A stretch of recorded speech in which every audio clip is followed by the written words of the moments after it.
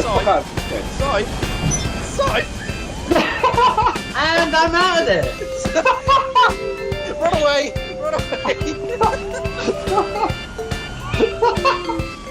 Damn you all.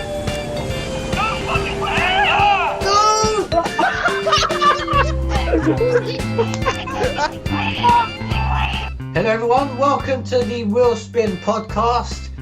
Jamie here along with Mikey and Syph as usual. Hello. How you doing?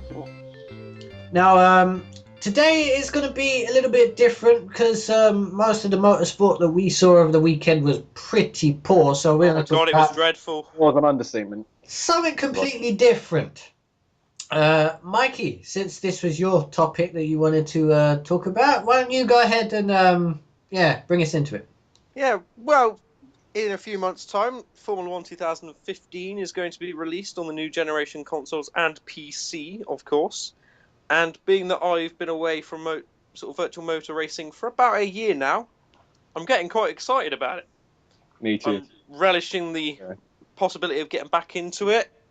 It's been a long way. Wanted to see what you guys thought about the whole virtual racing thing and how you're going to approach the new seasons. Well, for one, I'm not entirely sure where I'm going to be going if we do start racing again. I mean, we've got the TC that we could always start up again.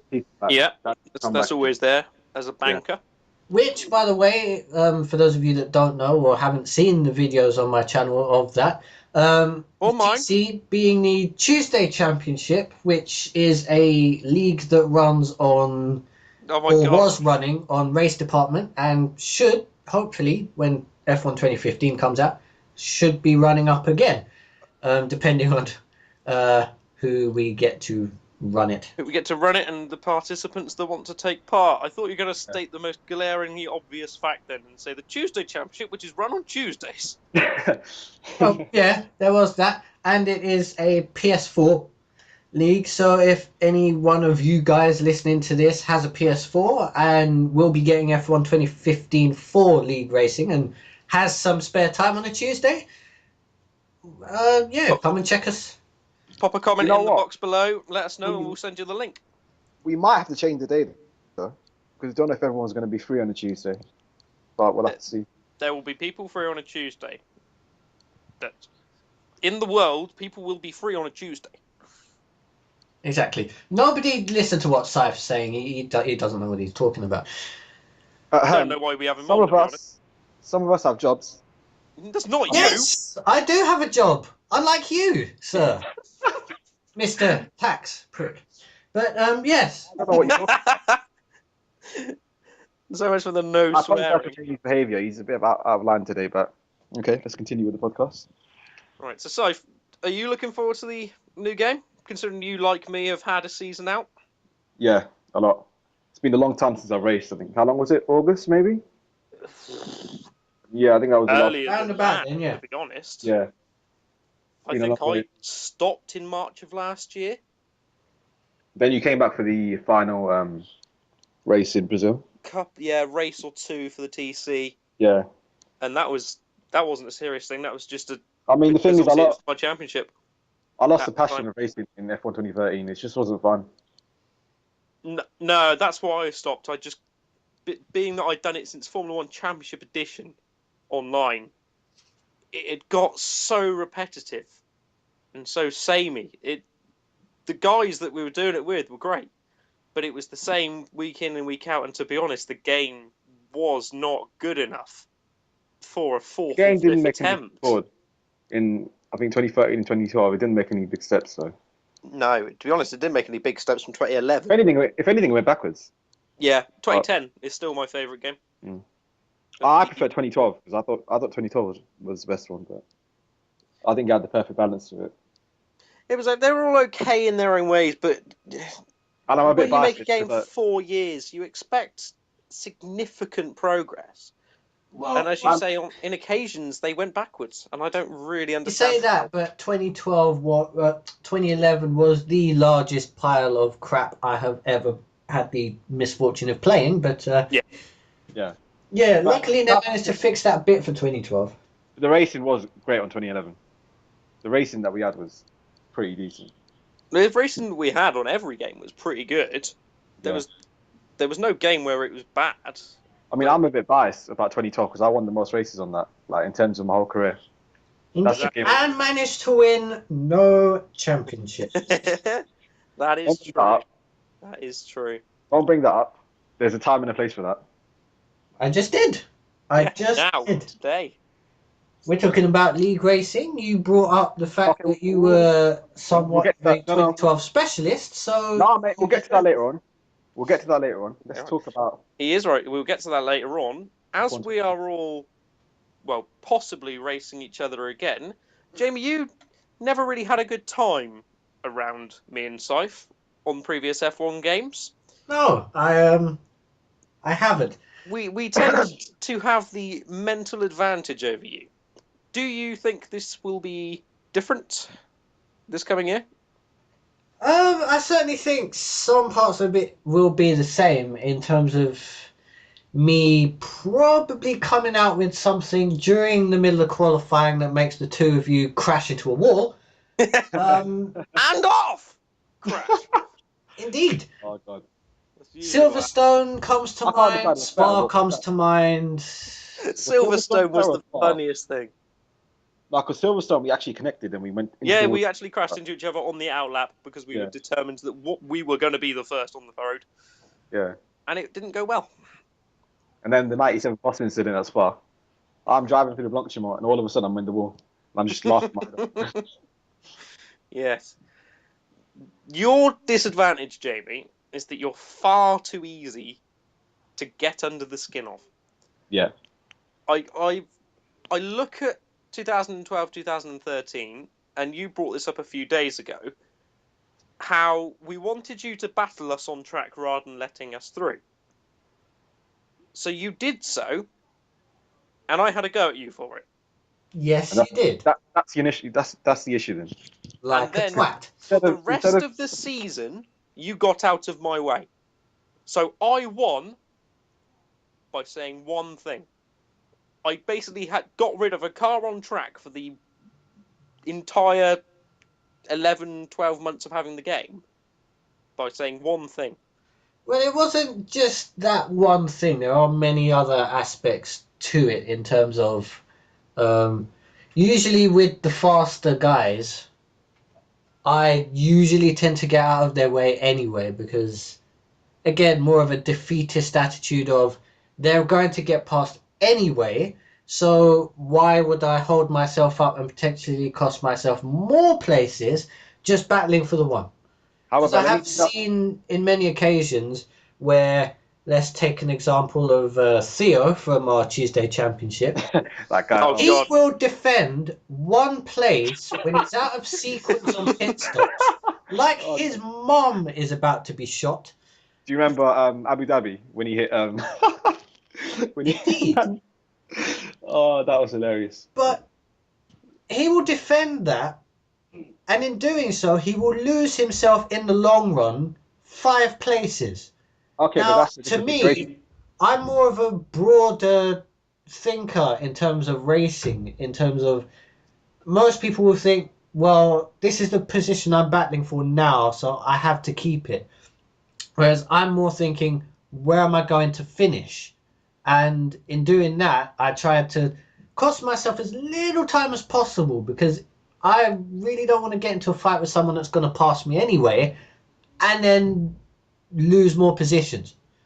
Okay, let me bring up a point though. 2012 Austin. You started on pole.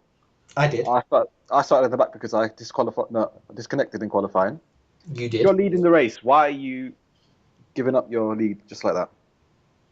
Without a fight. When you had the pace. You had the pace to stay with me.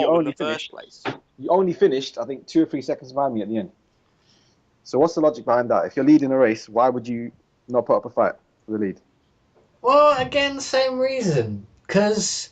Yeah, but if you're in P5 or P6, I can understand that. But if you're leading a race, come on, man.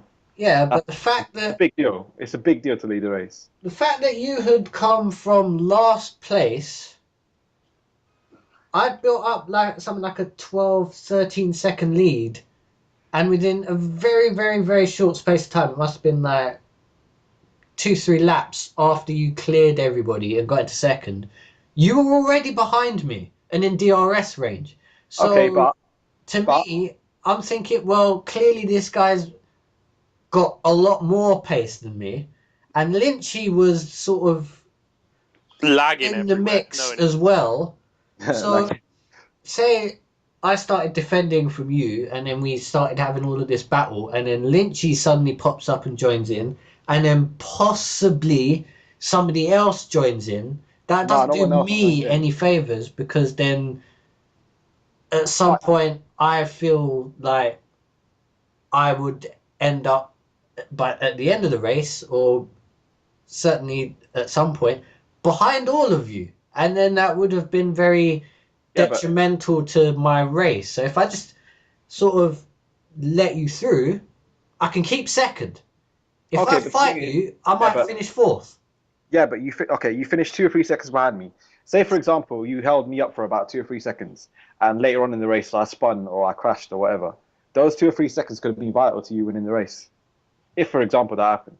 That is true, but I can't really foresee that you're going to spin or crash, because Okay, but you're if usually. you're in P4 or P5, I can understand that. But if you're leading the race, I mean, I'm gonna fight fair if I'm leading the race. Whoever's coming up behind me, I'm gonna try to keep that position. I'm not gonna let someone overtake me. They're gonna have to fight for it, even if they're 1 or 2 seconds faster than me.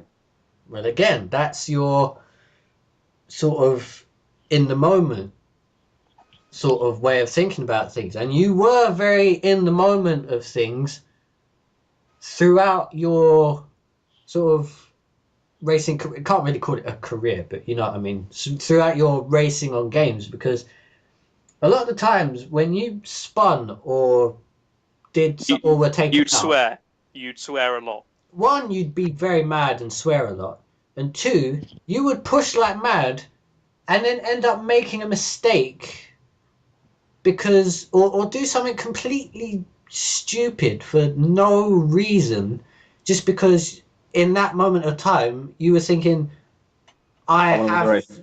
to win the race. You didn't necessarily have to win the race. Say you were in a championship leading position, let's say. Well, that did happen in 2012 in Suzuka when I gave away fifth place. I think I was in fifth, and I thought, let me put on the intermediate tires and try to get on the podium. Exactly, it's stupid And things I like and that. I and I, and I finished 12th at the Exactly, end. it's stupid things like that. That the spare of the moment, I need to win at all costs. So I need to do something completely out of what everyone else is doing. But then again, Usually, F1 was 95% of the time didn't work for you. no, it did work a couple of times. There's a couple of times I made some brave decisions and it has worked out. The problem is when that happens is you can do it 10 times and it won't work. But if you do it once and it works brilliantly, like you're running sixth and you put the intermediate tyres on and you're going 4 or 5 seconds a lap faster than everyone else and they haven't cottoned on to the fact that it's into weather, in your mind, that makes all the other things that you failed on completely irrelevant because one of them's worked. So you're going to do it again. And I get where both of you are coming from. I completely get where Jamie's coming from. The long game. I understand why he would move out of the way. I'm, however, in my style, very much like Scythe. If there's a car behind me, I don't care if it's a Citroen Saxo or it's a Red Bull X10 2010, I'm going to try and defend from it in the same way that if there's a car in front of me, it's on fresh options and I'm on 10-lap-old primes. If it makes a mistake, I'm going to try and pass it. Because that's just how I am. There was a situation in Austin again, I think, in 2013 where I think it was the first TC season in 2013. I was on option tyres at the end and Mikey was on the primes. And it was easy meat for me. But he made it really hard for me. And he only finished this. You caught me by about 1.3 seconds a lap. Yeah.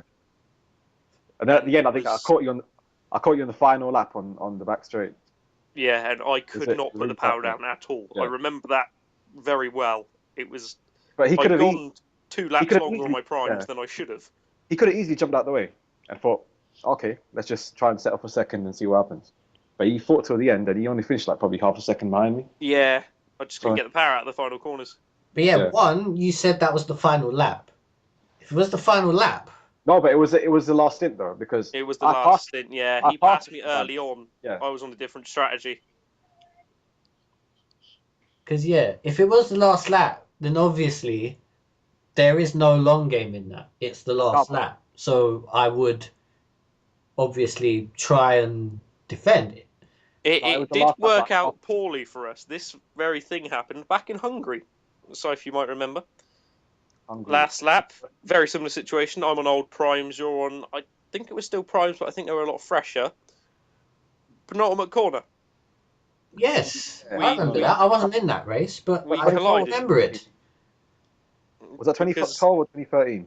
Because I can't remember. 2013. That was 2013. Remember when you thought I have to win at all costs and dive bombed Mikey, and both of you went off and allowed Martin to win? Oh yeah, I remember that. Yeah, but the thing is, another thing. That's another moment. Going back to what I was saying about you. Okay, but that's in the moment speaking.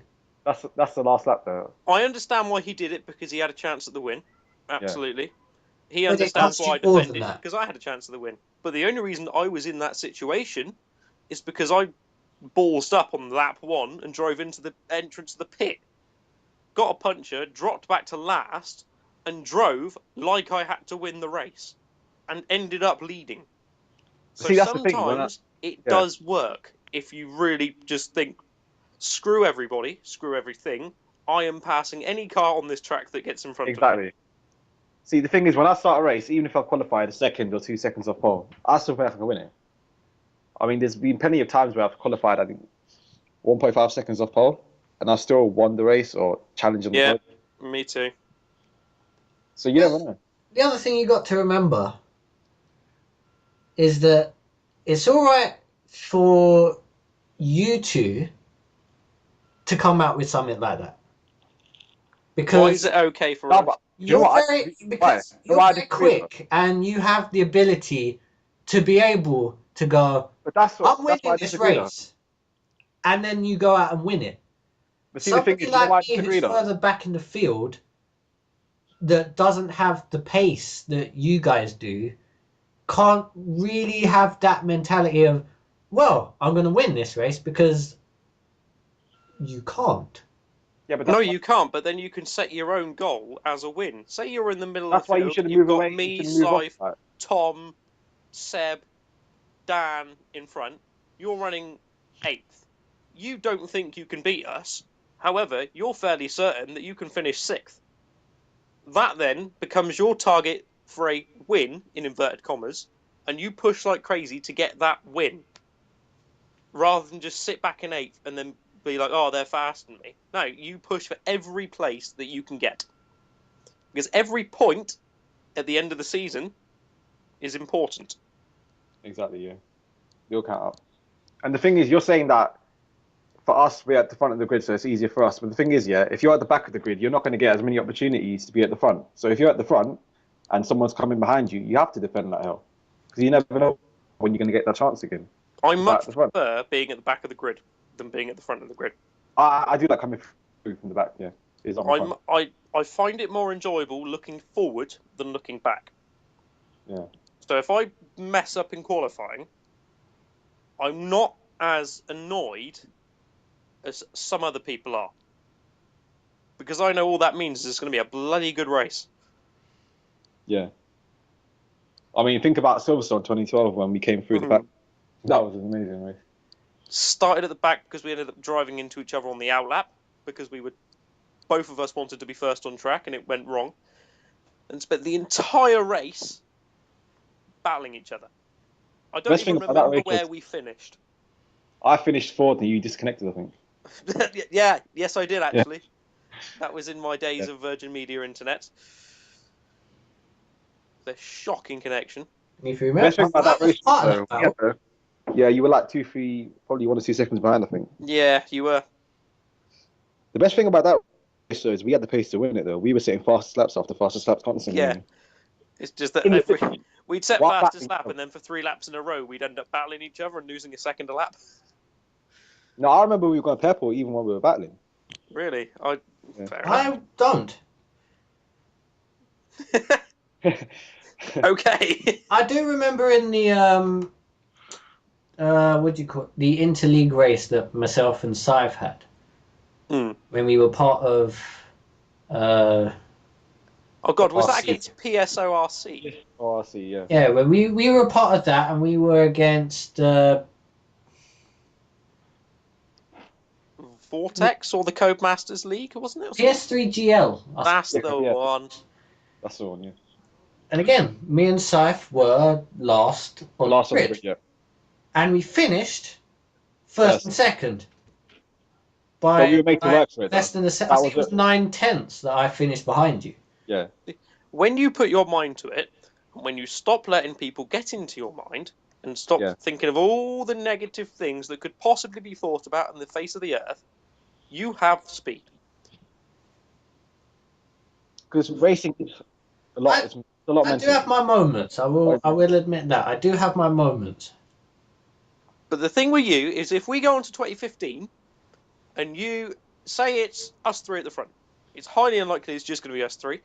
It's probably highly unlikely it's going to be any of us, to be honest, considering I haven't raced at all since 2013.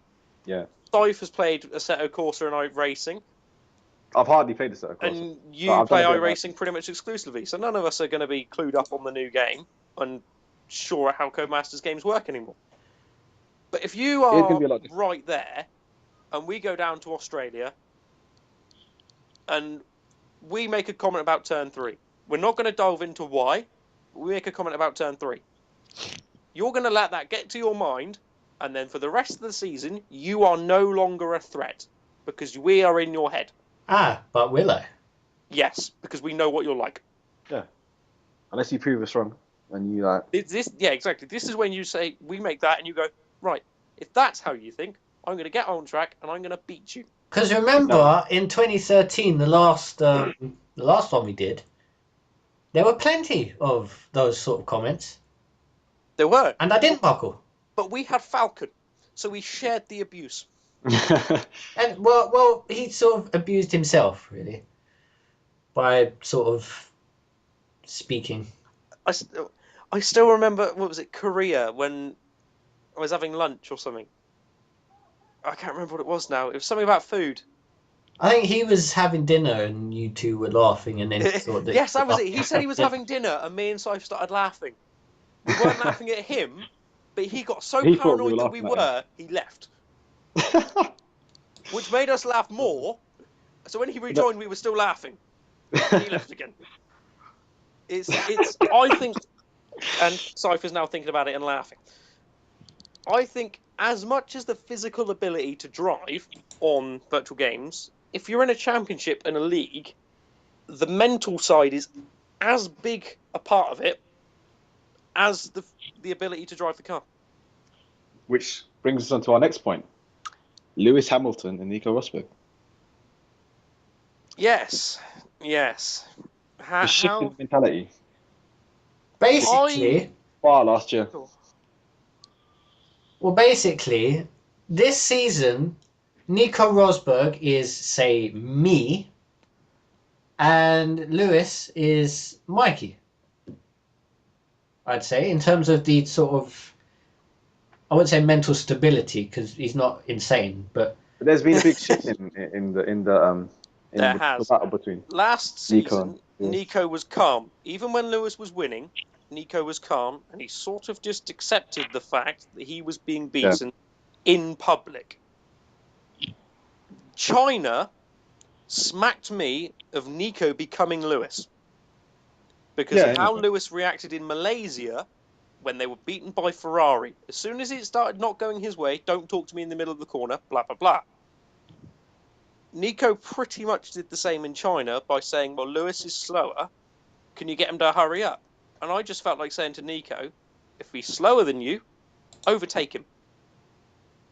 That's the thing, though. I think, which again makes him a bit like, well, the old me, which was, he's he seems. I don't know about you guys, but he seems very defeated already. He strikes me as a guy who doesn't know how to beat his teammate. Given the fact that the Sky F1 article Monday, I think, was But that was based on the tabloids. Hamilton, Nico didn't even try, was one of the headlines. Yeah, but that is a tabloid entry. Yeah. That's blown out of all proportion. That's not Sky. I get what he's saying, but I think if it was role reversed and Nico was in front of Lewis, and I do think that Lewis Hamilton was backing Nico Rosberg into the Ferraris. I certainly believe that. But if it was roles reversed, nothing wrong with that. But if it was roles reversed and it was causing Lewis a problem, Lewis would have been past Nico. Yeah. I guarantee that. Definitely. And that's why I think Nico was trying to say, can you speed him up a bit? Because maybe he's trying to cover it up, doesn't think I can pass him. Yeah. And stay in front of him. If they get to the end of the race and Lewis Hamilton beats Nico Rosberg by 2 seconds and Lewis Hamilton is pressing as hard as he can to keep Rosberg behind, that's not a big deal. He's beaten him by 2 seconds and he's pushed like hell. If Lewis Hamilton is slowing down and Rosberg still can't pass him, that makes Rosberg look even worse. And I think, sort of mental-wise, Rosberg's done already. Yeah, if he doesn't win by Spain, this championship's over. In my opinion. think it's over already. I don't think it is yet.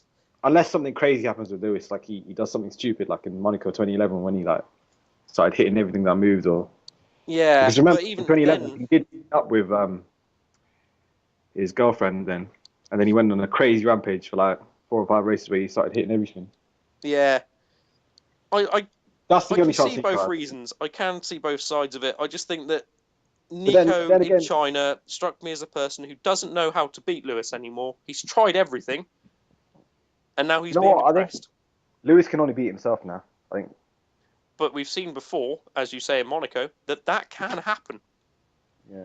Yeah, this is probably the only time I'm going to use this sort of analogy, but this is a lot where Lewis Hamilton is like Schumacher in terms of back in the early 2000s, late 90s,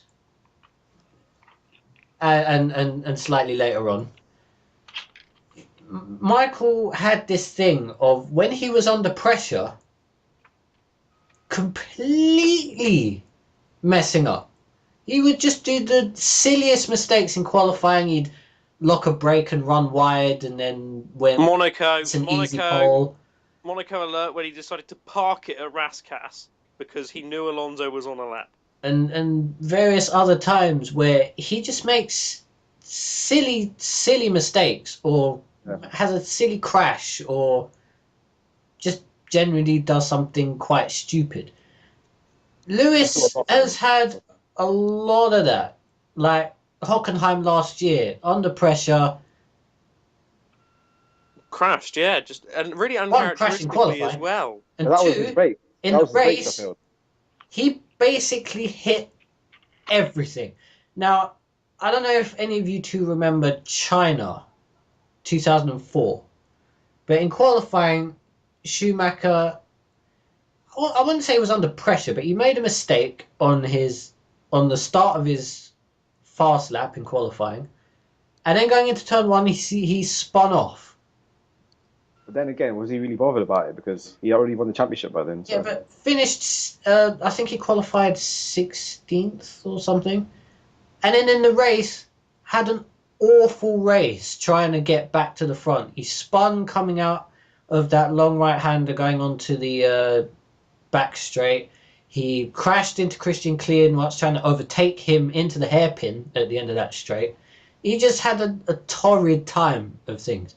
And there have been a few races in the past where he's just completely had a sort of like a breakdown as such. And Hamilton, like Hockenheim last year, crashing into everything. Monaco, like you've already mentioned, crashes into everything. What I liked about Hockenheim last year is he drove into Button and then blamed Button. Not entirely sure how that worked, but fine. I don't know. That's just sort of Lewis logic. The thing with Hamilton is, when he first joined Mercedes, he left McLaren. In the final season of McLaren, he wasn't fighting for wins, but I found him. Well, he was actually. Yeah, but he wasn't fighting for the championship, was he? Well, he was. Metal domination was still in full effect. The McLaren car was the best car that year. Then he joined Mercedes, and he seemed to calm down. It's like the pressure from McLaren had been lifted from him. He joined Mercedes. The Mercedes car wasn't great. It was capable of points, capable of the odd podium, but wasn't great. He was fine. He was calm. But he knew that. He wasn't up his own arse. As soon as that car has become race winning, he's gone back to the Hamilton that was at McLaren. Mm. I think when he gets pressured, instead of becoming depressed like Nico Rosberg does, he becomes arrogant. I don't know. That is the problem that I find personally with Hamilton. If he was almost gracious in winning, it would be fine.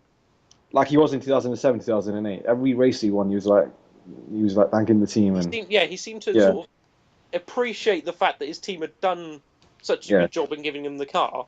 Now when he wins, it's like, look at me, look what I've done. And it makes me want to, as much as it makes me want to be sick saying this, it makes me want Vettel to win again.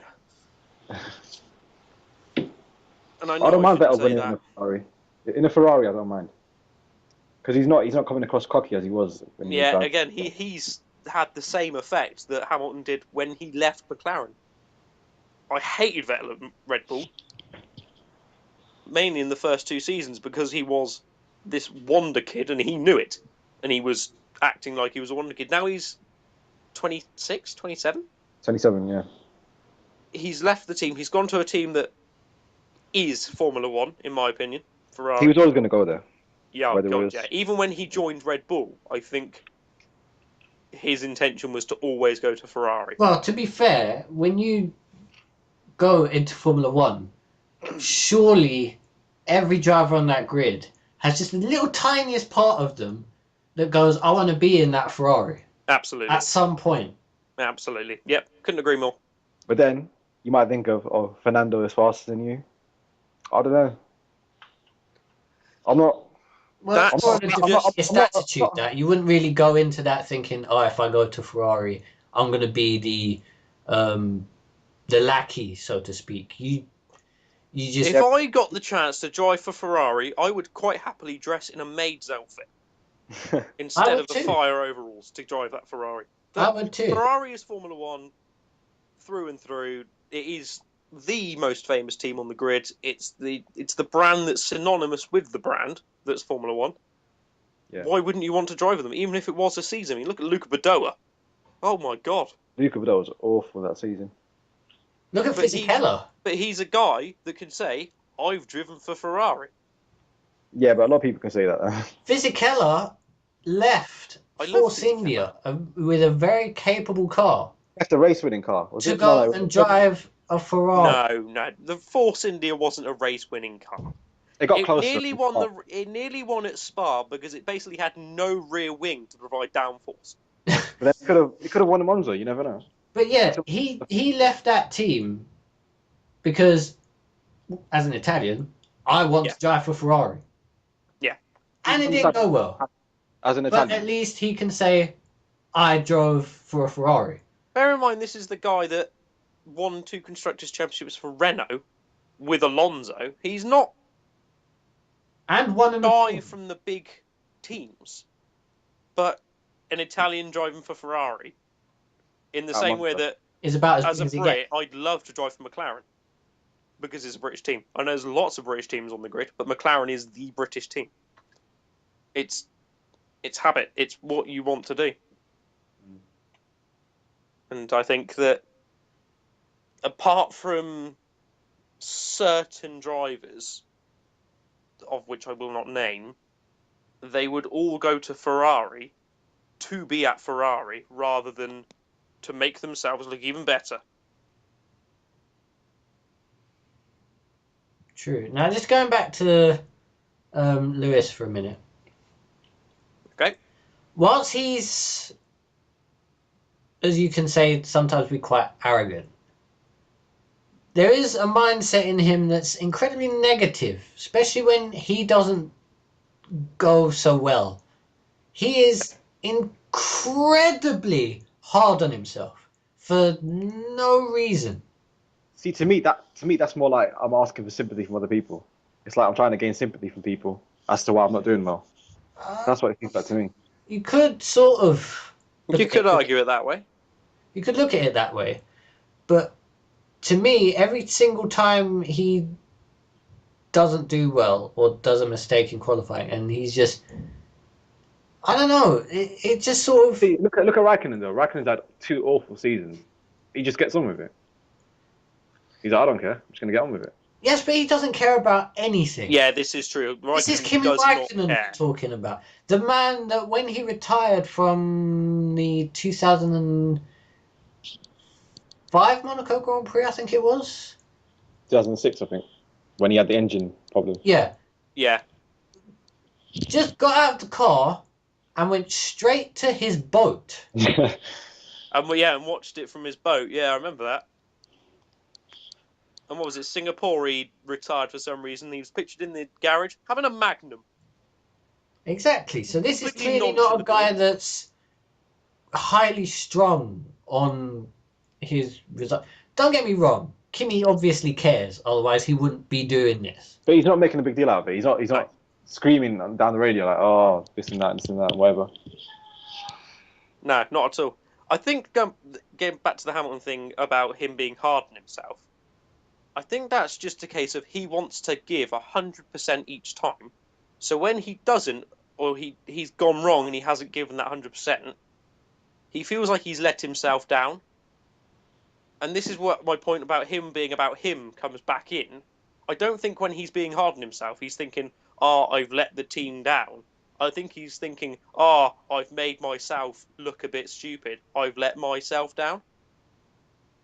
And to a degree, that's sort of how I sort of feel sometimes in my races when I'm sort of like, let's say Korea or somewhere like that, where I'm fairly good at. I've got the pace to be near enough the front. And then for whatever reason, I do something stupid or the race just hasn't come to me or You'll just give up taken out or something. You'll just give up completely. Or I'm just not as quick as I thought I was. You guys know I do get quite down after races like that because, again, I want to be up the front, and in certain places like Korea and Australia and places like that, I do have the pace to be up there. So then when I don't do it, it messes with me a lot. Yeah, there are tracks where people are better than other tracks. I mean, you say Korea yourself. That's racing, though. It's just racing. But I know where James is coming from here. He's running around in 8th, 9th place for most of the season. He gets to Korea, and he knows he's got the pace to finish 2nd or 3rd. If something goes wrong in that race, he will view finishing 8th or 9th as an underachievement compared to finishing 8th or 9th at Malaysia, where he expects to finish there. So he will be hard on himself because he expects himself to do better. Not in the grand scheme of things, but that's his chance. And I get what he's saying. If I was to fail at Monaco somewhere, I would be hard on myself because I know that Monaco is my track and I know I'm very good there.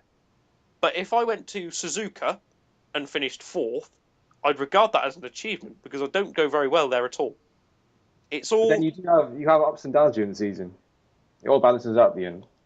It does, but I get what Jamie's saying about how when you know you're in a good position, it doesn't go well. It's like Korea. I hate Korea. I hate driving it. Yeah, I've won it like 3 times, and I've had numerous podiums there. So I don't understand it myself. But I hate Korea, and I think I've only won there once.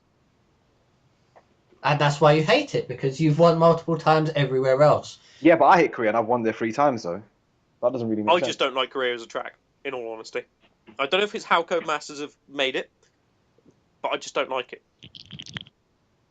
I wouldn't say I hate Korea, but it's a track that certainly in the middle sector. Well, then again, the middle sector on a lot of tracks, a lot of Tilka tracks, seem to suit my style. Whereas you know what the issue is, though? I think it's the curbs. Because in real life, they're flat. In the Codemasters games, if you try riding the curb, you just... Any Codemasters game that has a curb in it concerns me greatly. Yeah. Because you don't know what texture glitch is in that curb. You don't know if you're going to run over that curb on lap 19 and go over absolutely fine, and then on lap 20 do exactly the same and crash into a wall. Come to a dead stop because there's an invisible wall in it. What I don't understand is, in real life, if the curbs are flat, why are they making them so big and chunky in the game? Because they don't pay attention to their games. They made those curbs in 2011. And they've gone, oh, let's go on a boat. Come back about 2 weeks before release 2013, repainted the curbs, not done anything else, and released the game. Because look at Monaco. Monaco have had the same curbs since 2010. Apart from Turn 1. 2010 Turn 1 has changed about twice. Turn 1, they've got the new big, wider curb. But at places like the Harbour Chicane and the second part of the swimming pool, with it when it's got the sausage curb on it, for the last 4 or 5 years, they haven't put that in there. They've got that flat bit and they've got a bollard there. They seem to have changed a few bits of the other parts of the track. Like Tobac's got a whole bump in it in 2013. They changed the hairpin in 2010. And the hairpin's changed. But those curbs, which are fairly minor things, but they not minor, still really. haven't You make a lot of a difference. Put them in. I mean, Because in real life, if you watch Sebastian Vettel's pole laps from 2011, 13, whatever, he's riding the curbs like mad. If you try doing that in the game, you're just going to fall off the track. If you've got force feedback on, yeah, it's just bouncing up and down. That's my impression of force feedback, by the way. That's probably another. That's a driving style thing as well, because whereas you guys, and Korea actually, because you guys like to ride the curbs and attack because that's sort of your style. That's my style. That's life style. It's not mine at all. I'm the opposite. Why not? Attack curbs and just drive on the grass, go to the beach, go across the gravel traps if he could, all of that sort of stuff. Jump over the tire barriers, all of that stuff. If you put a lap of mine and a lap of Scythe's next to each other, you'd be amazed at how little curb I use. I'm not confident at using the curbs. And there are some tracks that I am, but Korea, I deliberately don't go on them. Maybe that's why I'd never win there, because I'm taking a longer route than I need to. But I don't use the curbs. I try not to. No, in Sector 2 you have to use the curbs. See, I don't. But you don't really, because that's my sector, and I don't really jump across curbs that much. I mean, I do a little bit, but it would be interesting to see some of our laps. It would be. It would be really good to see side by side. I know Scythe, when he drives, there's a lot of steering movement because he's sort of trying to attack as much as possible and it looks fairly untidy, sort of. But somehow he gets a lap time out of that. Thing is, I try to brake as late as possible. That's my style. Like, I want to just aggressively drag the car through the corner. We have got the polar opposite in terms of style. You like to attack. You like to imagine the wheel as a saw. You'll go back and forward as many times as you can across a lap. I try not to. I try to make one movement per corner, pretty much. As do I. And I try to brake once per corner. See, that feels slow to me, though. When I'm driving smoothly, it feels slow to me. I feel I'm not getting time out of the lap. You've got to adapt to it. If you drive smoothly, habitually, yes, you will be driving slowly because you won't be putting as much effort into killing everything that moves. But you'll find out that there are possibly some tracks where this style doesn't work. No, it doesn't work. Suzuka, maybe. I don't know. No, it works. There are some styles that the aggressive madman approach does work. India cannot use my aggressive style. I have to be smooth in India. See, I can't use my smooth style in India. Exactly. That's why I'm quick in India, because it's a track where you have to be very patient and very smooth, and that's me to a T. I find it hard to be smooth in India. Mainly because, again, like Korea, I don't like it. I have won there several times, but I just don't like it. I don't like any of these new Middle Eastern tracks. I don't know what it is about them. They don't sit well with me. If you get me on the track, I don't think they're representing. They're not represented well in the games. Racist. I think in real life they're better, but yeah, I think Si's right. I think that they were sort of added in. The Codemasters have got their track guides in. They put them all in. Then each year they get told, "Hey, look, there's a new track over in Uzbekistan." They go over there, look at it once, make it in the game, and ignore it. I think that's part of that. But what I'm looking forward to, and I can't remember if F115's out in May or June. I think it's June. June, yeah. Sitting on the grid in Australia. Yeah. It doesn't matter that I've been on it since F1 CE up to 13. That first race in Australia, because we've been racing the same people for years. Pretty much the speed everyone's going to be at. But there's something amazing about just sitting there. This is the start of 20 weeks plus, allowing for bank holiday weekends and holidays and all that. Contact and just enjoyment and fun. And it's a brilliant thing. And some arguments. Oh, lots of arguments. Oh, there will be arguments. There's so many usually arguments. Between me and the pair of you. And a lot of laughter. Again, usually between me and the pair of you. But usually it's why we do it. Those things are why we do this.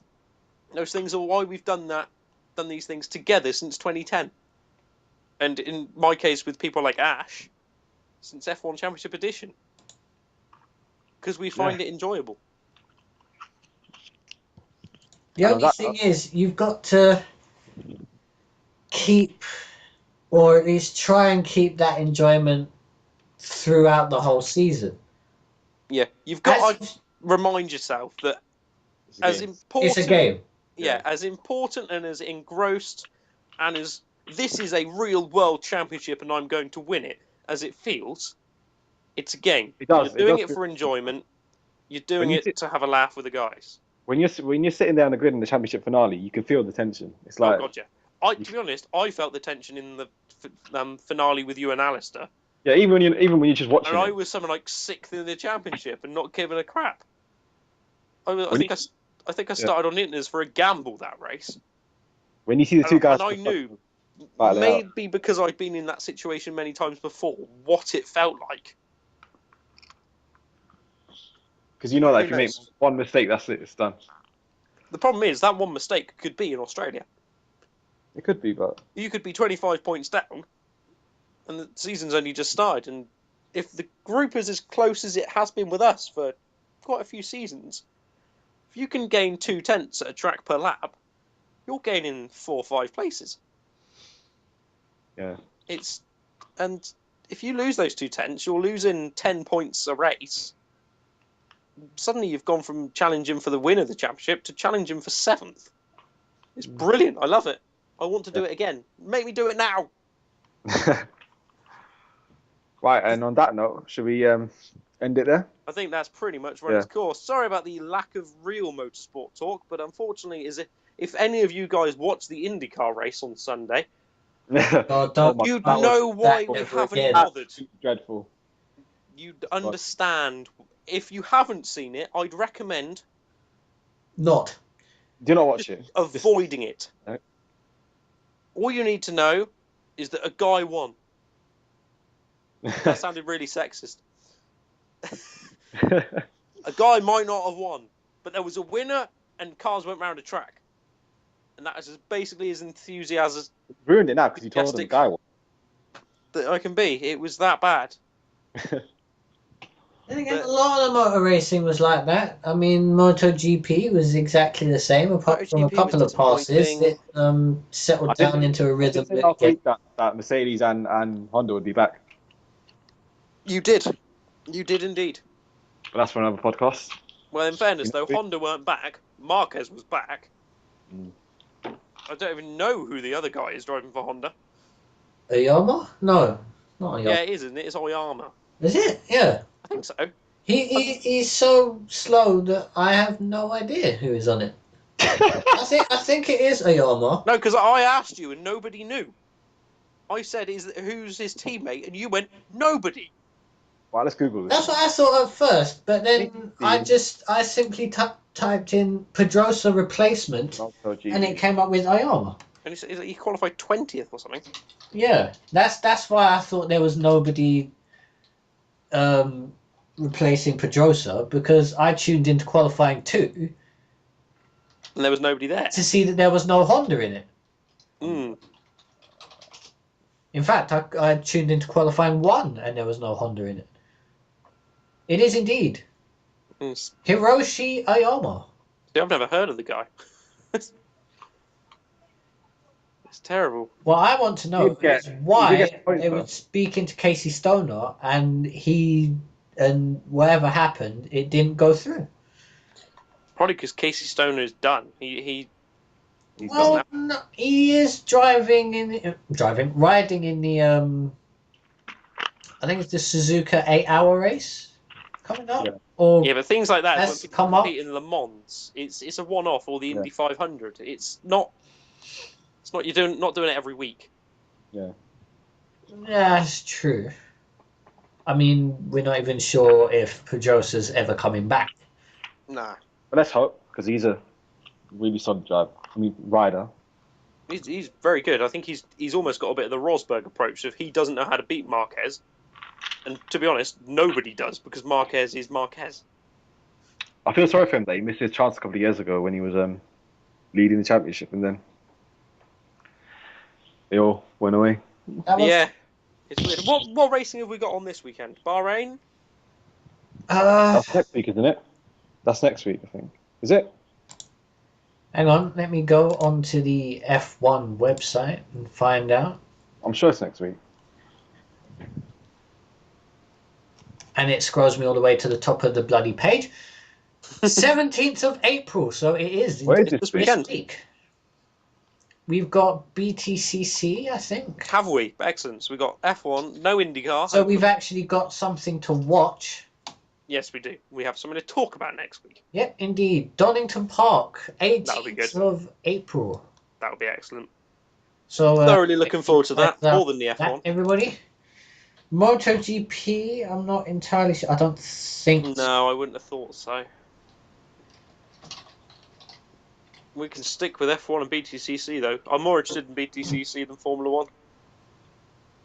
April the 19th. So, yeah, it is this week. The Grand Prix of Argentina, MotoGP. Oh, so we've got 3 things. Not bad. Or the GP Red Bull de la Repubblica Argentina. Perfectly pronounced. Without trying to swallow my own tongue in the middle of that. As we've got 3 things, predictions. First of all, for the F1. Pole and win. Hamilton. For both? For both. Fair enough. Scythe? Has died. He's died. He has died. Fair enough. My opinion is that... Hello. Your prediction for the pole and win, Formula 1? Rosberg. I think he might come back this Both weekend. of them. Interesting. I think Hamilton will get pole. I think Vettel will win. Ooh. That's an interesting one. Bold predictions there. The Ferrari's got a better straight line speed, and Bahrain's a very straight line speed track. Then you said that about China in the back straight. That is true. Yeah, but the rest of China isn't a high speed track. Bahrain's quite quick everywhere. About 2 or 3 seconds behind, I think it was. Yeah. Rosberg. It did okay. I think that Vettel could sneak it. So, BTCC. Obviously, none of us want Plato to win anything. Oh, of course not. The 3 races, we can't really pick this because... Well, we can pick this. We can try, but obviously with the rules and all that, it's going to be difficult. I think... Was it Donington? Yes, it is. Going to be a very front-wheel drive track. There's not much acceleration. If it was the long version, I think a BMW could win. But I think Aaron Smith could win one. I think Collard race 1. I think Aaron Smith race 2. And I think Turks race 3. I'm going to go with, I think, Plato Race 1. I don't want him to win, but No. I shall go with Plato. Heathen. Now, this is the thing, because the grid for the second race is done by fastest lap. Yeah. So... Which, by the way, is an amazing idea. I'm going to go with Prio for race 2. And for race 3...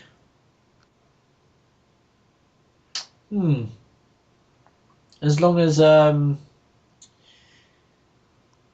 Rob Austin doesn't pick himself. I know they've gotten rid of that. They've gotten rid of the drivers picking their own numbers out. And I might go with Smith as well, actually. Just got that feeling. He showed the speed. Or Morgan in the Merc. That Merc is so nice. Well, I'm just going to support anyone who drives a German car. So. Oh yeah, because you have no idea what BTCC is, do you? No. Yeah. So I'll just go for the German cars. Fine. So that's Scythe supporting the Gillett from Belgium. The Gillett Vertigo. So the final one is MotoGP. Also, World Touring cars are on as well, but nobody really cares. Oh, that's diabolical. That's Marrakesh in the worst track I've ever seen. Yeah, it's basically that's just terrible.